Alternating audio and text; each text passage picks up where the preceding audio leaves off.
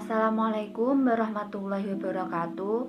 Di sini kami dari kelompok 10 ES5C mata kuliah Pasar Modal Syariah ingin mempresentasikan bab tentang analisis teknikal dalam transaksi syariah.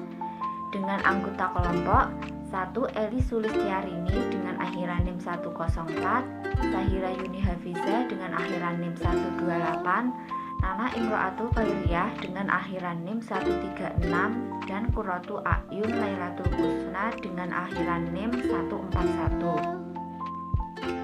Sebelumnya perkenalkan, nama saya Eli Sulistiarini dengan akhiran NIM 104. Di sini saya akan menjelaskan materi tentang perspektif hukum Islam dalam penggunaan analisis teknikal pada saham syariah. Dalam kegiatan muamalah, untuk memperoleh manfaat dari sebuah kegiatan muamalah ada 3 faktor, yaitu input yang halal, proses yang halal, dan hasil yang halal. Yang pertama, input yang halal. Input di sini adalah modal baik dalam bentuk dana aset maupun barang berharga lainnya, dengan tujuan 1. Mengidentifikasi kondisi relatif harga saham emiten saat ini dibandingkan dengan emiten pada masa lalu. 2. Mengidentifikasi atau membandingkan pertumbuhan sebuah emiten dengan emiten lainnya. 3. Mengidentifikasi tren pasar secara jangka menengah dan jangka panjang. Dan yang terakhir, melakukan manajemen resiko pada awal transaksi. Yang kedua, proses yang halal. Proses di sini menyangkut objek yang ditransaksikan dalam perdagangan emiten, yaitu saham. Berdasarkan Fatwa DSN nomor 40 tanggal 4 Oktober 2003 tentang pasar modal dan pedoman umum penerapan prinsip syariah di bidang pasar modal, menentukan kriteria produk investasi yang sesuai dengan ajaran Islam. Pertama, jenis usaha. Produk barang dan jasa serta pengelolaan perusahaan emiten tidak merupakan usaha yang dilarang prinsip syariah. Kedua, jenis transaksi dilakukan dengan prinsip kehati-hatian, tidak diperbolehkan melakukan spekulasi yang mengandung unsur najisi, insider trading, menimbulkan informasi yang menyesatkan, margin trading, dan penimbunan. Faktor ketiga yaitu hasil yang halal. Output yang halal dalam investasi saham diperoleh dari pembagian dividen saham dan capital gain. Ulama fikih menghalalkan keuntungan yang diperoleh dari pembagian dividen maupun capital gain selama ketentuan syar'i yang menyangkut input dan proses yang telah terpenuhi. Assalamualaikum warahmatullahi wabarakatuh. Sebelumnya perkenalkan dulu, nama saya Sahira Yuni Hafiza dengan NIM 12401213128. Oke, di sini saya akan menjelaskan tentang analisis teknikal dalam jual beli saham. Analisis teknikal berperan penting dalam menunjukkan chart harga saham, tren yang terjadi, support dan resisten, serta waktu yang tepat untuk menjual maupun membeli dengan bantuan indikator. Analisis teknikal dalam jual beli saham ini terbagi menjadi 3, yaitu yang pertama analisis teknikal klasik, yang kedua analisis teknikal modern, dan yang ketiga yaitu mengenal grafik. Yang pertama yaitu analisis teknikal klasik. Analisis teknikal klasik merupakan analisis yang digunakan dengan mempelajari pola dari pergerakan saham seperti pola candlestick, garis support dan resistance, serta tren harga saham. Yang kedua yaitu analisis teknikal modern. Analisis teknikal modern merupakan analisis yang lebih mempelajari indikator untuk mengetahui sinyal beli dan jual, seperti moving average, relative volume index, dan relative strength index. Yang selanjutnya yaitu mengenal grafik. Grafik terbagi menjadi 3, yaitu grafik garis, grafik bar, dan juga grafik candlestick. Perkenalkan, saya Nana Imro'atul Khairiyah dengan akhiran NIM 136, dan pada kesempatan kali ini saya akan menjelaskan tentang optimalisasi analisis teknikal pada saham syariah. Jadi pada materi ini terdapat 3 subbab. Yang pertama yaitu operasionalisasi 3 analisis teknikal syariah, yang di dalamnya terdapat Simple Moving Average atau yang biasa disingkat dengan SMA, Fibonacci Retracement, dan Relative Stock Index atau yang biasa disingkat dengan RSI. Simple Moving Average sendiri dibentuk dengan menghitung rata-rata harga suatu pasar sekuritas selama periode tertentu. Keuangan moving average yaitu identifikasi atau konfirmasi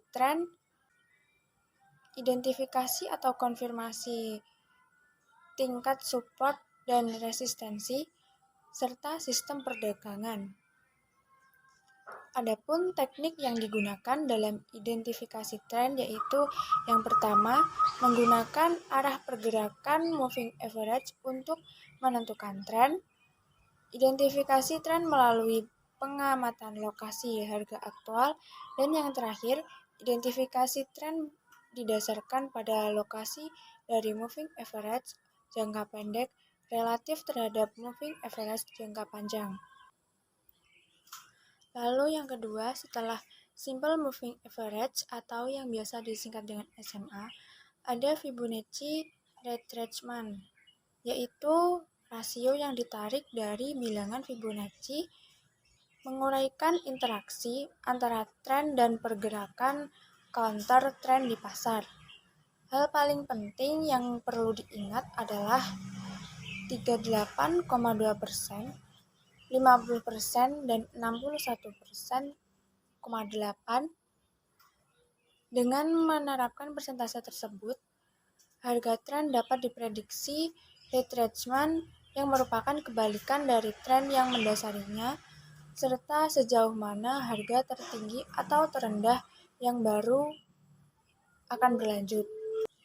Lalu selanjutnya, setelah Fibonacci retracement, terdapat Relative Stock Index yang biasa disebut dengan RSI, yang merupakan suatu osilator yang mengukur level RSI relatif terhadap wilayah pergerakannya selama periode waktu tertentu. Indikator ini menggunakan RSI sebagai fondasi dan mengaplikasikan formulasinya di balik stokastik, yang hasilnya adalah sebuah osilator yang berfluktuasi di antara 0 dan 1. Terkadang RSI juga difungsikan di antaranya level 20 dan 80 untuk periode yang diperpanjang tanpa menyentuh area jenuh jual dan jenuh beli. Lalu pada karakteristik optimalisasi analisis teknikal saat akan melakukan manajemen risiko, terdapat beberapa hal yang harus diaplikasikan, yaitu sebagai berikut. Yang pertama, bentuk optimalisasi dengan menggunakan simple moving average. Yang kedua, menggunakan garis Fibonacci retracement yang hanya dapat dilakukan pada saat bervolume transaksi tinggi.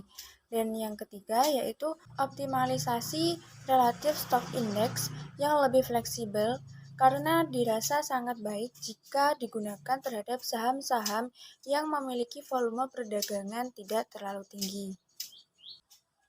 Pada subbab yang selanjutnya yaitu bentuk optimalisasi analisis teknikal, yang di dalamnya terdapat penggunaan simple moving average, yang pada tabel berikut dapat dideskripsikan bahwa simple moving average akurasinya sangat baik, terlebih pada saham PT Astra International Tbk.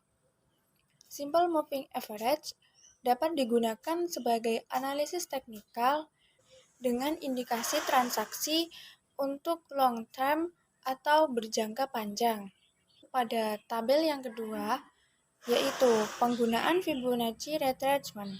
Sebenarnya, pada indikasi yang diberikan oleh analisis Fibonacci hampir sama dengan simple moving average, tetapi waktu munculnya sinyal lebih cepat pada saham Astra International. Begitupun dengan sinyal inti menjual pada saham Telkom. Untuk analisis Fibonacci, sinyal jualnya lebih cepat. Meskipun pada Unilever sinyal jualnya terlambat 2 bulan, perbedaan pada executed bridge saat jual tidaklah terlalu signifikan. Pada tabel yang terakhir, yaitu penggunaan relative stock index, analisis ini lebih cepat dalam memberikan sinyal beli pada saat Astra Indonesia akan mengalami kenaikan secara really pada tahun 2009 sampai dengan pada tahun 2010. Perkenalkan, nama saya Qurratu A'yun Lailatul Husna dengan NIM 12402193141. Di sini saya akan mempresentasikan subbab manajemen risiko dalam optimalisasi analisis teknikal. Semua jenis investasi pasti memiliki risiko tersendiri, baik kehilangan sebagian dana maupun keseluruhan dana yang diinvestasikan. Karena investasi yang menjanjikan untung besar pasti memiliki resiko yang besar pula, seperti hukum investasi yang mengatakan semakin besar return yang didapatkan, maka semakin besar pula resiko yang dimiliki. Begitupun sebaliknya, semakin rendah return yang didapatkan, maka semakin rendah pula resiko yang dimiliki. Ada dua tipe investor. Yang pertama, risk lover, yaitu investor yang lebih berani mengambil resiko yang besar dalam berinvestasi dengan alasan akan mendapatkan return yang besar pula.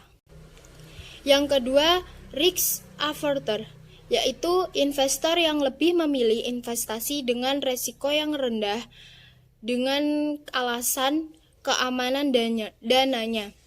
Dengan timbal balik, return yang didapat juga rendah. Contoh investasi dengan resiko kecil yaitu surat utang negara, tabungan, deposito, dan reksadana terproteksi. Lalu investasi dengan resiko yang tinggi seperti saham dan produk bursa berjangka. Ada 3 faktor resiko yang harus dihadapi dalam transaksi saham, yaitu 1. Kehilangan dana yang diinvestasikan. Yang kedua, arus dana liquid. Yang ketiga, tidak ada metode trading yang menjamin investor pasti untung 100%. Adapun kiat dan manajemen resiko untuk memperkecil resiko dalam berinvestasi, yaitu yang pertama, cut loss. Menentukan jumlah kerugian yang dianggarkan sebelum melakukan pembelian saham. Yang kedua, switching. Mirip dengan cut loss, tetapi setelah menutup posisi yang merugi, investor mencoba menganalisis saham lain yang memiliki tren naik. Yang ketiga, averaging. Cara ini memerlukan modal yang cukup banyak untuk mempertahankan posisi yang telah dibuka yang ternyata berlawanan dengan harga pasar. Atau nasabah dapat memanage modalnya dengan tidak memfokuskan untuk membeli satu saham saja. Subbab selanjutnya, kelebihan dan kekurangan dalam menggunakan analisis teknikal pada saham syariah. Kelebihan yang pertama, analisis teknikal bisa diaplikasikan pada semua jenis surat berharga atau sekuritas pada market manapun, selama sekuritas tersebut memiliki data historis dengan rutut waktu yang beruntun dan dapat digambarkan grafik dengan dari runtut waktu tersebut. Yang kedua, analisis teknikal dapat menentukan waktu jual dan beli saham. Yang ketiga, analisis teknikal dapat diterapkan untuk berbagai dimensi waktu, baik harian, bulanan, maupun jangka yang lebih panjang. Selanjutnya, kekurangan. Yang pertama, pengguna harus teliti, memungkinkan investor melakukan kesalahan penafsiran dari signal yang diberikan oleh analisis teknikal. Maka para investor diharapkan harus lebih teliti. Yang kedua, Banyaknya jenis analisis teknikal dengan memiliki karakter masing-masing dan biasanya setiap indikator dari analisis teknikal memiliki kecocokan sendiri terhadap saham tertentu. Dan hal ini perlu dibuktikan dengan melakukan penelitian. Yang ketiga, software yang sulit didapatkan dari pihak broker dan tidak tersedia pelatihan yang diberikan oleh pihak broker kepada investor dalam mendapatkan dan mengoperasikan software tersebut.